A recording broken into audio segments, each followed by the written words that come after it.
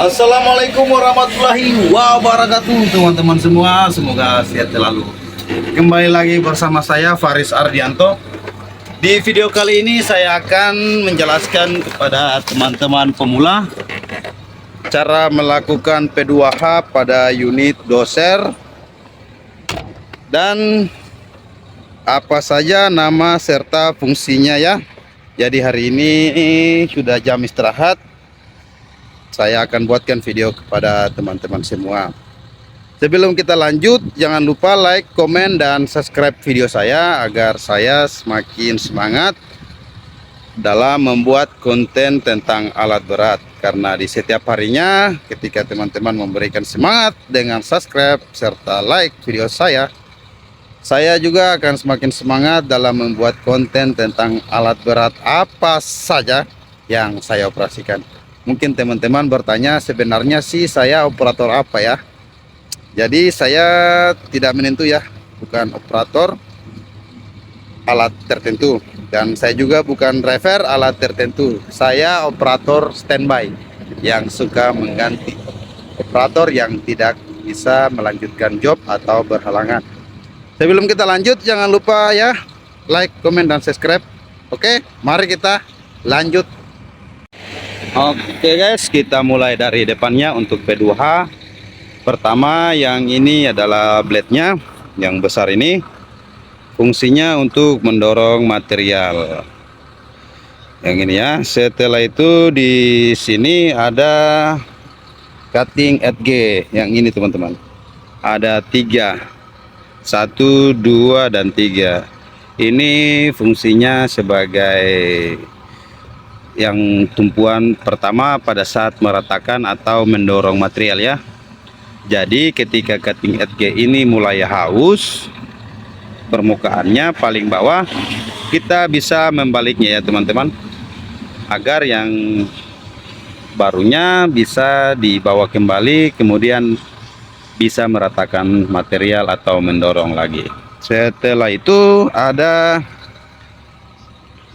end bit teman-teman. Ini end bit. Di bagian sebelah juga sana ada end bit. Jadi end bit ini fungsinya tidak jauh berbeda dengan cutting edge. Ini paling ujungnya.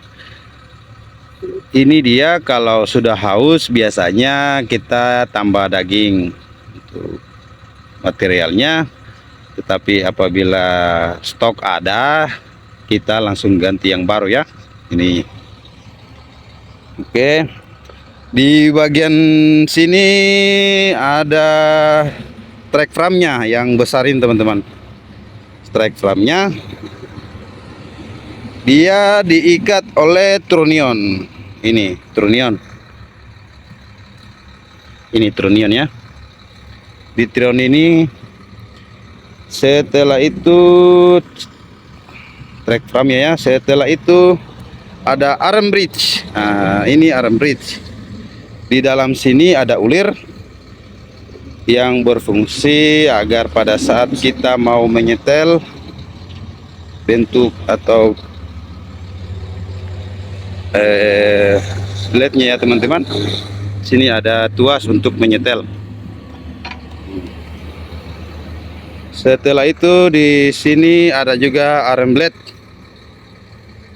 sebagai penahan juga untuk bagian tengah ya, agar tidak ada perubahan bentuk pada saat mendorong material yang lebih keras agar tidak melengkung ya.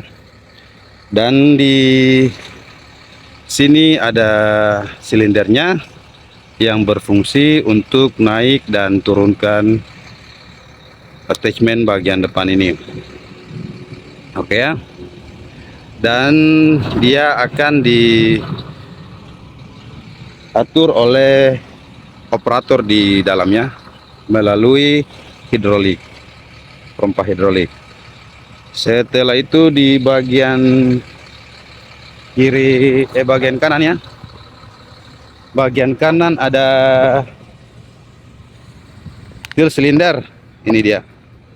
Til silinder. Ini silinder ya. Dia berfungsi untuk mengatur juga, operator yang akan mengatur dari dalamnya. Jadi blade-nya bisa goyang seperti ini. kiri dan kanan. Setelah itu di sini ada idler, ke bagian treknya ya. Ada idler paling depan. Setelah itu ini ada papan su. Nah, setelah papan su ada trackling. Nah, ini teman-teman, ini trackling dia namanya. Trackling. Setelah itu ada up roller, roller bagian atas. Ini ada dua ya. Jadi ini sudah mulai haus. Rollernya ya sudah mulai haus, cuman mekanik bilang pakai saja sampai tidak bisa lagi dipakai baru diganti karena stok belum ada ya. Dan yang besar ini namanya frame, track frame-nya yang besar kiri dan kanan. Ini kiri dan kanan sama ya, ketika teman-teman melihat paling depan sana benda yang sama itu namanya idler. Setelah itu ada sprocket teman-teman, sprocket atau sering juga disebut segmennya. Ini yang gear-gear ini, di dalamnya ada final drive dan kita sebut ini adalah travel motor teman-teman. Travel motor untuk di dalamnya ya, dan final drive juga bisa disebut. Untuk trunionnya ini, kemudian strike frame-nya, dan ini adalah silinder yang mengarah ke pit silindernya itu. Kita lanjut di bagian belakang. Di sini ada tempat pembuangan untuk tangki bahan bakar ya. Untuk mengisi bahan bakar di situ dia teman-teman. Untuk mengisi bahan bakar situ ada tempatnya ya. Setelah itu di bagian kiri sama ya, tidak jauh berbeda dengan di bagian kanan. Oke, kita lanjut di pengecekan kap mesin. Tinggal tarik. Nah, ini dia teman-teman. Untuk pengecekan mesinnya, oli mesin ada sticknya di sini. Teman-teman bisa buka. Untuk pengisian olinya ada di situ. Setelah itu di dalam ada kompresor AC. Ada juga alternator dinamo pengisian, ada injek pumpnya, kemudian ada saringan-saringannya untuk pengecekan saringan udaranya juga ini teman-teman. Ini air cleanernya di atas yang kasar, di bawah yang halusnya untuk saringan udara yang halus. Setelah itu kipas-kipasnya juga teman-teman bisa cek. Tali fambelnya juga ya, teman-teman bisa cek di bagian dalam itu yang ingin mengecek. Oke, kita ke sebelah lagi teman-teman. Oke, di bagian kiri sini ada, tapi cuma terkunci ya, sudah rusak di dalam. Tapi di dalam ini ada knalpotnya dan ada exhaust ya, kemudian ada turbo juga, intercoolernya ada turbo. Setelah itu untuk knalpotnya, wah ini dia teman-teman, di bagian depan. Untuk pengisian air radiator itu ya, pengisian air radiator, kemudian tangki hidroliknya ini ya, dan pengecekan oli transmisi. Setelah itu